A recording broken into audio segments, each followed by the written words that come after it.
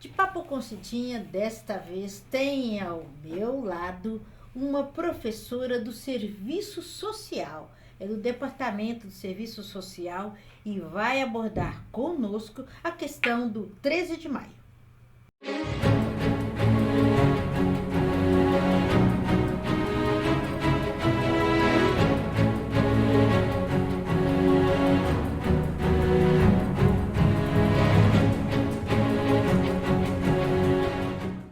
Professora Kelly, 13 de maio, data a se comemorar?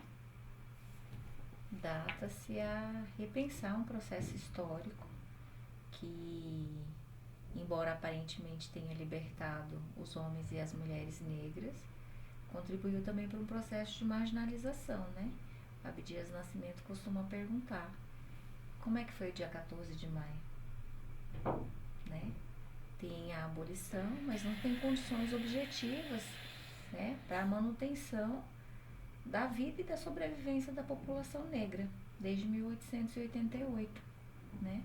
Se a gente pensar que um contingente populacional não teve nenhum respaldo do Estado em termos de moradia, de emprego, de educação, é uma data que nos faz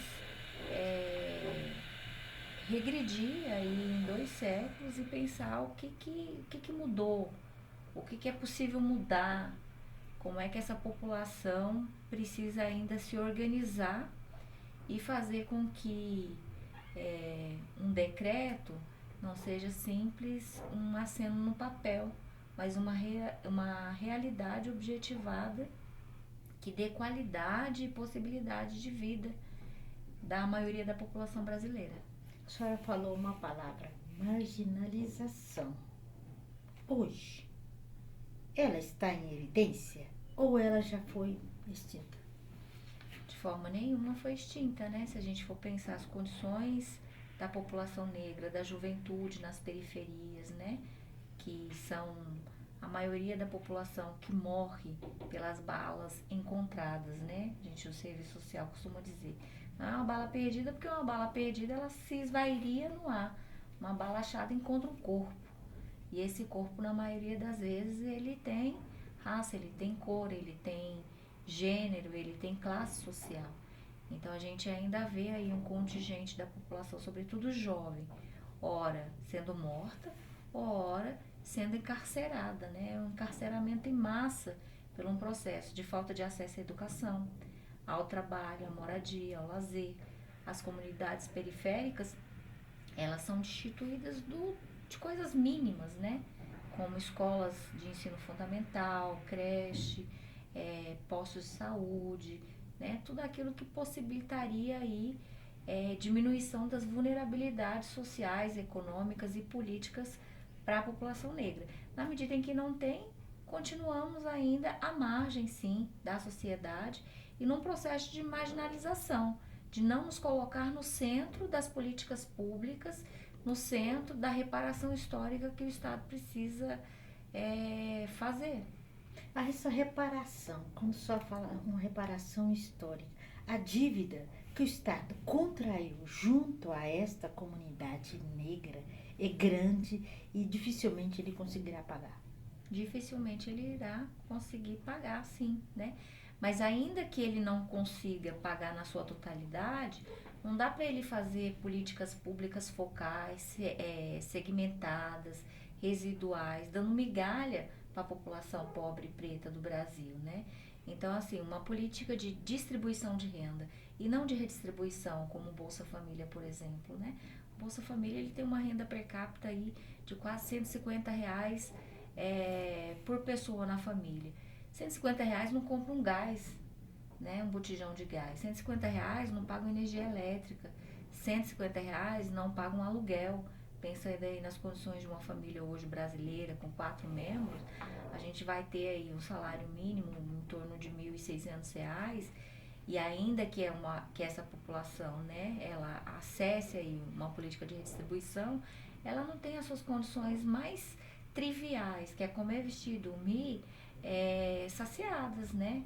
Então, assim, essa dívida histórica, assim como aconteceu em outros períodos históricos ou em outras regiões do globo terrestre, perpassaria políticas específicas, né, para a população negra, educação voltada para um processo de discussão e revisão histórica, né, sobre a história de colonização, invasão, saque e roubo no Brasil, perpassaria a construção da identidade, né, racial, no fortalecimento da cultura, no fortalecimento da religiosidade, no fortalecimento da ancestralidade, né, negra, e perpassaria um valor pecuniário.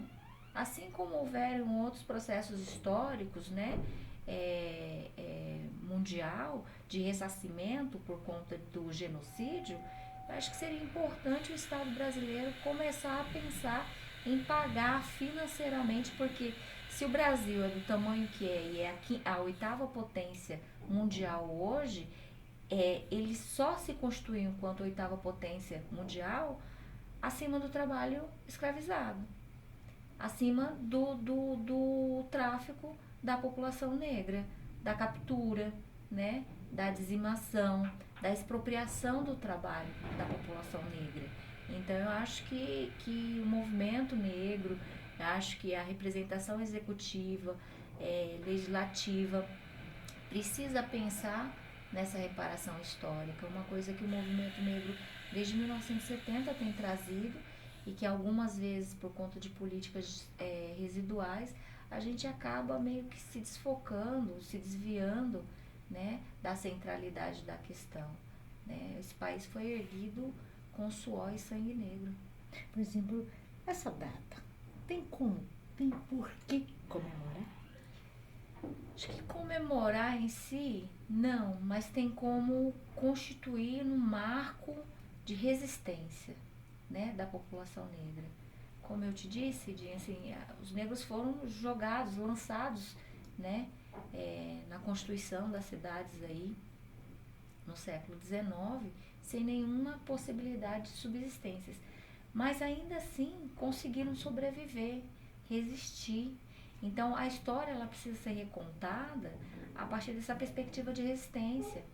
Os negros foram se constituir nas favelas, nos conglomerados, e ali instituíram a capoeira, ali instituíram a feijoada, ali instituíram o samba, ali instituíram os terreiros, ali instituíram formas de trabalho que não é o trabalho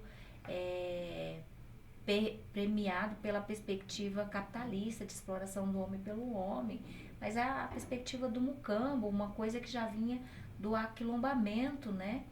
Que os quilombos se organizavam assim. Então é um momento de luta. E aí eu acho que a população negra ela tem ressignificado o 13 de maio nesse sentido, de dizer, olha, essa dita alforria, ela precisa sair do papel, porque nós ainda estamos no processo de nos construir enquanto seres humanos, né? A gente teve um processo histórico recente, né, de um presidente que dizia que negro era contabilizado por arrobas. Isso é um processo de desumanização extrema. A gente não está falando do século XIX, século XVIII, nem século XVII, a gente está falando do século XXI, com esse pensamento, né?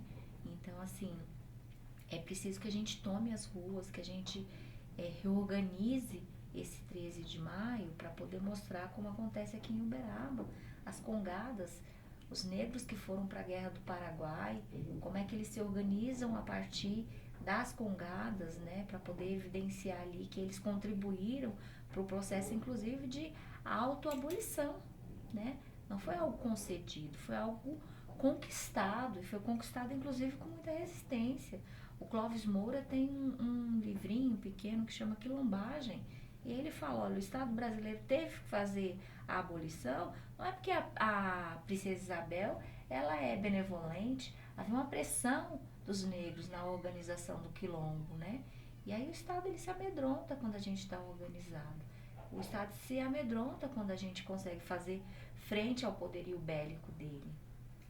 O Estado, quando a senhora fala da organização do Estado, o Estado precisa se organizar, principalmente quando é no atendimento, na valorização da mulher negra.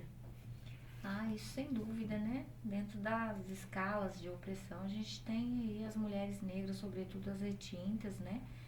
As mulheres pretas, ainda em serviços subalternos, recebendo 40% a menos do que os homens, de modo geral, e as mulheres brancas, ocupando o mesmo cargo, o mesmo espaço socioocupacional, trabalho doméstico voltado 20 horas para os afazeres domésticos. A gente tem uma lei de 2015, que é a institucionalização do trabalho doméstico com carteira registrada, que ainda é burlado, né? Então, assim, o Estado brasileiro, ele não pensa nas mulheres negras, né? O Mano Brown diz assim, né? De quanto que as mulheres negras morrem quando seus filhos negros morrem, quando seus companheiros morrem. Olha a sobrecarga que é colocada para as mulheres negras, né? Produzir economicamente, reproduzir força de trabalho e reproduzir condições objetivas para a manutenção de uma sociedade extremamente opressora. É triste demais pensar isso. E quando a gente pensa, por exemplo, que não há políticas específicas para as mulheres negras, né? É uma luta falar, por exemplo, da saúde da mulher negra, mioma uterino, câncer de colo de útero, porque nós somos as que mais sofremos em relação a isso, anemia falciforme, tem a questão da solidão da mulher negra, como coloca a Bell Hooks. Então, assim, tem uma série de situações hoje que nós, mulheres negras, e eu me coloco como uma mulher negra não retinta, né, uma mulher parda, sofremos, né? Acho que antes a gente conversava, inclusive, sobre o reflexo disso na universidade. Sou professora de um curso que é hegemonizado por mulheres. E graças às cotas, hoje, com o maior número de mulheres negras fazendo o curso de serviço social. Mas é triste quando eu olho para o meu departamento, que tem 14 mulheres, e eu sou a mulher negra, ou eu sou a mulher mais retinta, quando o próprio movimento negro e as mulheres negras me olham como uma mulher menos retinta, né? Então, assim, que falta de política ainda de fazer com que as mulheres que ingressaram na graduação ingressem no mestrado, no doutorado e venham ocupar as vagas da universidade, né? Quando eu estava dizendo para a senhora sobre a questão da representação e da cultura, né? O que é para uma menina que está fazendo um curso de serviço social ver uma mulher retinta, com o cabelo encrespado, que conhece muito mais sobre o processo histórico, não só porque vivenciou, mas porque se fez enquanto pesquisadora, e o quanto que essa menina vai ter potência de consciência, né? No sentido empírico, no sentido político e teórico, né? Então, assim, acho que ainda falta muito, muito, muito mesmo para nós mulheres, sobretudo as mulheres negras. O exemplo, porque normalmente nós seguimos exemplos dos nossos ancestrais. O exemplo da mulher negra que ela deixa hoje, está a desejar? Acho que o que a mulher negra produz não deixa a desejar.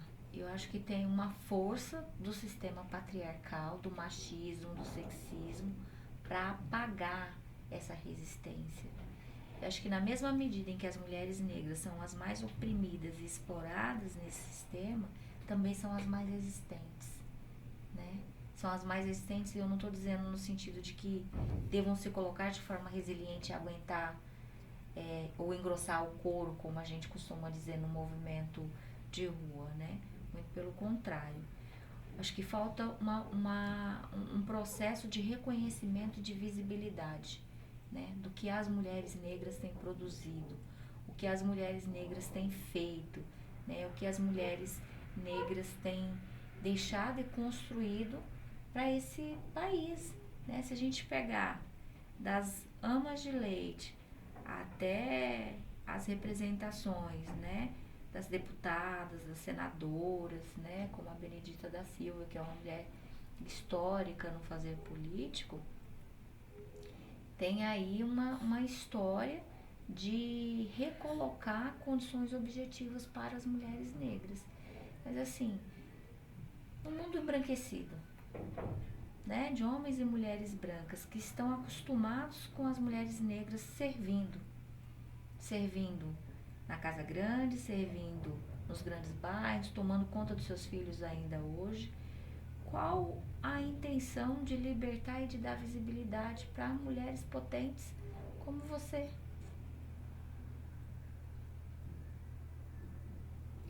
É uma questão que vem à discussão. Então, o 13 de maio, na concepção da senhora, qual que é o papel da mulher para que essa data não caia no esquecimento? Acho que as mulheres têm que ocupar esses espaços abertos agora, no sentido de reorganizar e ressignificar o 13 de maio. Aqui nós estamos organizando pelo Conselho Municipal da Mulher uma roda de conversas dentro daquele período do dia 13 ao dia 18, onde acontece a Congada, uma roda de mulheres negras sobre a participação das mulheres negras na Congada. Né? O que é fazer esse movimento de ir para a rua, de ocupar a rua para falar de um decreto, de uma lei que não versa sobre a realidade de libertação, né? Então as mulheres, elas precisam estar mais na rua, e quando eu digo na rua, eu estou dizendo tornar pública as nossas pautas, as suas pautas, reivindicar, exigir, acompanhar e avaliar aquilo que tem sido implementado de políticas públicas, né? Acho que nesse sentido a gente consegue fortalecer não essa história falaciosa de abolição no dia 13 de maio, mas construir cotidianamente um processo de abolição, né, de autoabolição, de sair das amálgamas da estereótipos, sair da amálgama daquilo que é esperado para as mulheres de modo geral, sair da condição de subalternidade com os salários precários, condições de trabalho precários, e lutar por espaços de representação. Eu só me tornei uma mulher negra quando eu conheci as minhas primeiras alunas do serviço social negra, né? Elas me ensinaram, né? Teve uma aluna minha que me ensinou que nossos passos vêm de longe, e ela dizia para mim, é preciso enegrecer o feminismo. O feminismo, ele não está enegrecido. Eu aprendi mais do que eu ensinei, e eu tenho aprendido mais do que eu tenho ensinado ao longo desses 12 anos como professora, né? E eu tenho tentado trazê-las para a universidade, né? Cada vez mais. Eu acho que esse é um movimento constante, perene, mas ele é um movimento concreto, assim, que eu tenho percebido, né? Eu fico muito orgulhosa de ver as minhas alunas, as alunas pretas, que hoje são as minhas amigas, sendo assistentes sociais e trazendo outras mulheres negras e pretas da periferia para acessarem os seus direitos por meio da Política Nacional de Assistência Social. Então, assim, eu sinto muito orgulho por isso, porque elas fazem isso com comprometimento racial e de classe. Professora, finalizando, eu gostaria que a senhora, resumidamente, colocasse para nós a importância do 13 de maio, principalmente para a mulher negra, e o papel que ela representa dentro deste contexto. Então, as mulheres negras foram e são importantes, né, no processo de abolição em 1888, e elas são importantes agora, né, de trazer as pautas, de trazer as políticas, de denunciar a violência doméstica, violência estrutural, violência patrimonial, né, em relação ao Estado, e reivindicar em todos os espaços socioocupacionais, reivindicar nos seus bairros, nos seus locais de moradia, reivindicar na universidade, né? Nós dizíamos aqui sobre a importância de terem mais professoras e de apontar a abolição. Ela não é uma lei decretada em 1888, ela precisa ser um processo que as mulheres negras se empoderem e se apoderem do processo de se colocar enquanto pessoas livres, mas com condições econômicas, políticas e sociais de se fazerem enquanto mulheres livres. Então, acho que o chamamento aí para o 13 de maio vamos dialogar sobre a importância de continuar lutando pelas nossas vidas, lutando por um processo de expansão e aprofundamento dos nossos direitos. É um direito que não pode acabar. e nem pode ser esquecido. De Papo com Cidinha ainda vai voltar para falar sobre este assunto com você.